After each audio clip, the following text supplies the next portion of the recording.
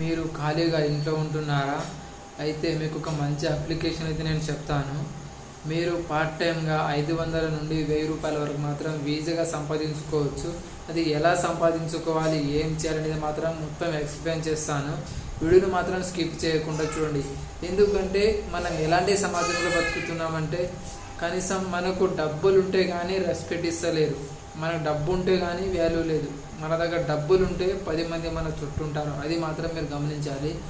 ఎందుకంటే ఇంట్లో ఖాళీగా కూర్చొని ఆ బెట్టింగ్ యాప్ల మీద ఇన్వెస్ట్ చేయడము, ఇంట్లో ఉండి టైం వేస్ట్ చేసుకోకండి. మీ దగ్గర బైక్ ఉంటే చాలు, బైక్ డాక్యుమెంట్స్, మీ ఐడెంటిటీ ప్రూఫ్స్ ఉంటే చాలు. చక్కగా బైక్ ట్యాక్సీలో జాయిన్ అయిపోయింది. అండ్ డైలీ మీకు ఎప్పుడైతే చేయాలనిపిస్తుందో ఆ టైంలో లాగిన్ చేయండి, డబ్బులు సంపాదించుకోండి. రూపాయి అయినా మనకు చాలా ఇంపార్టెంట్.